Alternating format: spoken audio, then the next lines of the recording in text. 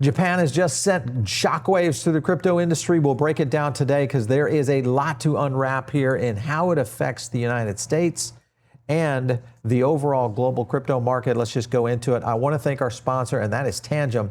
You're going to thank me on this one after you see today's video because self-custody is going to become a thing. Grant my word, we are going to see it. And you guys could start right here. Just go over and get your own self-custody wallet. This is a very secure and probably, I would say, the best one out there to use. Very easy to set up, full ownership on you. You put your digital assets from all your exchanges into one card. You have multiple card options here for security. You can buy multiple card sets, so you've got multiple wallets in different places. All sorts of ways to do this. Seedless by design, very easy to get going. Join, of course, the Tangem horde out there because a lot of people are using this one today. Use the link down below. You'll get some discounts. All right, let's go over to one thing right here. I want to hit on one last point. Clarity is in the countdown phase. We are 22 days away of pretty much a no-fly zone before midterms, which means that we will have a split House and Senate to try to get this through after, if that does even occur. So the challenge is on right now. With that, Japan is seeing this as a weakness, and they have leaped forward. This was a conference that was just held this week. I want to show you something here on the attendees of this conference. First of all, a lot of different countries residing there in the Pacific Rim, but there you have it. Sanae Takaichi, who is the Prime Minister of Japan, and pretty much every finance minister in Japan was at this event, including Tom Lee, Hayden Adams, that's Uniswap, and Ethereum, all for a very, very important reason, and that is major moves and announcements in Japan that are happening. The Japanese Prime Minister came in and pledged to strengthen the support for Web3 startups. Basically, guys, what they're doing is outflanking Clarity. This support and development of their Web3 innovation is going to leap forward. Japan could become the #1 destination for crypto companies. You watch, there's a lot happening here. They built more crypto regulatory infrastructure in the past 3 years than G7 has done in a decade. And capital gains rate, remember that? They were talking about doing that much longer into the future. No, that's on the deck now, going from a crypto capital gains rate of 55% down to 20%. All of this coming in at Takaichi's request. And I think this moves them way ahead of most of the U.S. and other allies out there they're trying to put together. Because remember, Mika has been doing this, but very restrictive in terms of how they do it. Remember, over 3,000 different crypto projects were delisted in the EU because of what was happening in Mika. Japan is getting into a position where they may take pole position. Their upper house committee has approved a legislation to reclassify Bitcoin and other ETFs that are all happening, and they basically rubber stamped all of this. This was the House administration going through it. The proposal would slash crypto taxes. All of that went through all at the same time that this is going on. And some of those reasons are these announcements that they made at this recent event. One of the big announcements was this one right here. Of course, this is SBI partnering with Solana. You guys will recognize this name. SBI also partnered with Ripple. And I wonder what they're getting ready to do with Ripple. That could be some interesting things because there is a slew of issues that are facing a change, almost a tsunami wave in Japan. They're also launching with that the Japan High Dividend Equity Strategy Token. So this will be one that you'll be able to invest in, earn interest on. So imagine, well, first of all, understand that right now we've got these kinds of entities, the JP Morgan level entities here in the US that are basically fighting us tooth and nail for banning yields. Here you've got the Japanese supporting it both from the government level, from the architectural level, and also from the infrastructure side of things. This is a huge hit right now. Japan's largest STO program now is live on AVAX, another major announcement. You go over and look at just some of the net inflows. You've seen Avalanche and Solana explode because of what's going on. And you've got this launch of JPYSC, which essentially is their stablecoin. The initial offering will provide an annualized yield of approximately 3% on a 12-week term, around 1 to 3% for regular periods. This is basically a government stablecoin that everybody in Japan will be able to get access to. Think about if something like USDC became that type of government-backed stablecoin that went out to every bank and you immediately started earning interest on it. That's the kind of impact that this has. So now that they've got a stablecoin underway, they need distribution. One of the key ways that you do that is through app launches. And this was the Startail app. We've had these guys on before.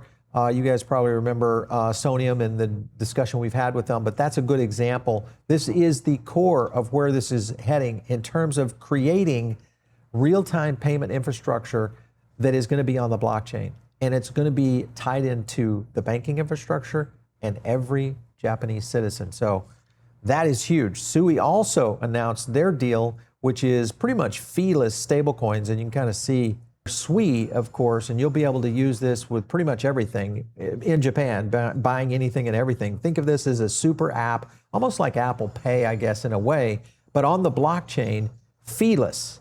Imagine that for the merchants, the kind of savings that they're going to be getting. This was the other announcement right here. This is Circle partner with JCB. This is the kind of the credit card side of what's going on in the Japanese commerce area. And this is now partnered with their merchants. The breakdown on this is pretty interesting. Cross-border payments, new payment experiences, merchants and customers. So merchants starting to do this, and this is payments at physical stores in Japan. This is the holy grail. It's what we've been talking about on this channel for a long time. We've kind of pointed to Japan as a center or a potential mecca of where this is going, and it's for one reason. They are moving the regulation at light speed now to get ahead of the US, and they are doing it in a big way because Japanese traders are now doubling down on dollar bets, meaning this is the most that we have seen shorting the US dollar in the history. This goes all the way back to prior to 2010, guys. We're talking over 15 years of shorting US Treasury dollars, and this is happening now. Maybe they know something. I think this is clear of what we're about to see. One of the things that you have to kind of consider with everything that's happening in Japan, one of the biggest Trojan horses is the Japanese IP. And you look at the most popular thing within crypto right now is what's happening within the Pokemon collection for RWAs. This is the kind of thing that could explode right there. Jupiter, you can borrow USDC against sealed Pokemon packs on chain, guys, on chain. Then go out, take a loan against it, and then go out and recycle that again. So think about that for a second of what this might mean for RWA, collectors, all of that. Here's the interesting part. Robinhood right now won't let you add any RWAs, in other words, Pokemon cards, to your asset and liabilities. But eventually, I wonder if they will. If you look at the app within Japan, they're going to allow you to do this. But I think there will be, well, we know there are going to be restrictions, clear restrictions. If you just look at what's happening right now with Sony, remember, Sony, biggest bank, partnerships out there. Sony is betting now that physical games are going to be the opportunity here. They're getting ready to nix Blu-ray. And of course, this means that you're going to own nothing, guys. This is all going to be controlled. And that, I think, is what I'm most concerned about. And if you think about that, look at Sonium's situation right now. Sonium's blockchain now freezes meme coins out. My question is will there be enough pushback? If they're going to control to this level, and if there is, what will Japan do? One issue, though, that we need to address is what's going on right now, and that, of course, is that Android is getting locked down in the EU. This is a big deal because it starts to put more pressure. When I say locked down, meaning more spying, guys, more spying on top of what you're doing on any of your devices. I want to go to a clip real quick because this will explain the kind of threat that we're facing right now. Take a look. I have an iPhone that I've paid for, but Apple are now restricting what I can do on this phone. UK law requires you to confirm you are an adult to change content restrictions. By continuing, your ID or credit card may be used to confirm that you are an adult. And they say it's the UK law. Despite what the update suggests, the system is not required by UK law. So as you can see, the privacy issue is not being just put out there from a government restriction side of things. Now it's literally at the level of corporations on what they're going to be able to see and track you on. And I think this is pulling down the privacy advocates into an issue right now. We're starting to see some trends breaking out. And one of them is GrapeneOS. If you don't understand what GrapeneOS is, go out and do a little research. Essentially, it is a replacement for both Android and iOS. Think about any phone that you have out there today. That's probably what you're running, is either iOS or Android. This gives you a complete open source device capable platform to run that is completely private. That, I think, is why we're seeing this explosion. Cape Mobile was one of the companies that's been out there talking about this for a while. They, of course, allow it. And these are the devices that are actually available on GrapeneOS. That's right, Pixel 9, Pixel 8, 7. So it's not like these aren't the most advanced products. Point is that we may see a new evolution that is trending towards something that you and I love dearly, and that is Ethereum. And I'll talk about that in a second. But the interest right now, this is Home Assistance, and it's a company that's out there building one that is, and we'll talk about what this means, but the issue is privacy. And let me show you this right here. This is what we're talking about, Home Assistant Green. So right now you have an Alexa, or you have an Apple device, or you have one of these smart devices in your home, and you're talking to it. All of that data right now is going into the cloud. This device right here is storing it locally, so it's eliminating all of those kind of scenarios of privacy breaches from your own home, which is the other problem. I think we may see a privacy wave starting to crack through, because we're starting to see companies come up with some pretty significant models. Motorola, of course, had to go in and actually announce a partnership with Graphene because of the demand. So this might be interesting for Motorola, maybe becoming a relevant, handset maker again. Another tweet right here, GrapeneOS will remain usable by anyone around the world. And they put out a warning right here. If it can't be sold in a region due to their regulations, okay, no problem. And that's what they're talking about in terms of what's happening in the EU. Hyundai and Kia, they come in and partner with Graphene, saying, that's okay, we'll take over here, where Volkswagen was saying, no, we won't put this in because of these regulations. So Vitalik even kind of hit it right here. They are trying to push chat control through again, and what they're talking about, this was in the EU, this is the 6th time they tried to force chat control, which lets them scan all your private messages. The ETH Institute says they're following the topic and will meet with some MEPs next week to address this. So that could be pretty big, of moving to the Ethereum blockchain for communication. Some interesting points right here. So if you think that this cannot happen here in the US, well, that's not necessarily the point. Right here is a good example. Telegram, which I think many of you guys will use and are using, US sanctions now are able to control the top level domain. That starts to put a lot of pressure on Telegram. And this is only the beginning, guys, as they start to understand how digital the population is and the overreach they can force into our lives. I think we're going to see a lot more privacy starting to address it. OpenAI jumping into it. They're building a device for your home. Would you trust this in your home? Let me know in the comments. Yes, OpenAI, or no, OpenAI. I'm kind of curious what you guys would say, because I think this device is going to be a big deal. Back to that Home Assistant that I was talking about. We talked about a Home Assistant Green earlier.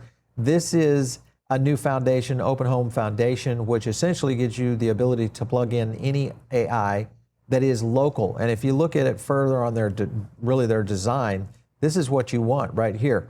Local processing, full local processing for both Home Assistant Cloud and also voice and using AI. So everything's pretty much at that point secured with you. I think we will see a massive move on this. And here is the kicker. Remember, decades ago, there was a project out there called Linux. And Linux never really got the light of day.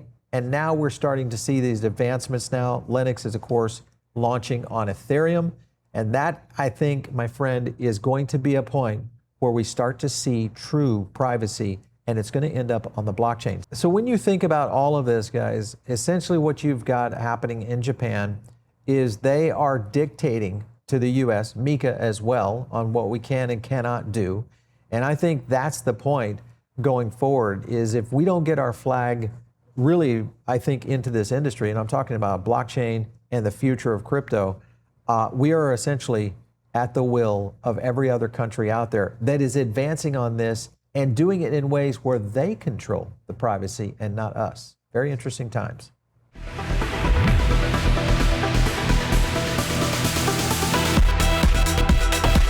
If you like this video, hit like and subscribe, drop a comment down below, and also join our free private member group. The link is in the description.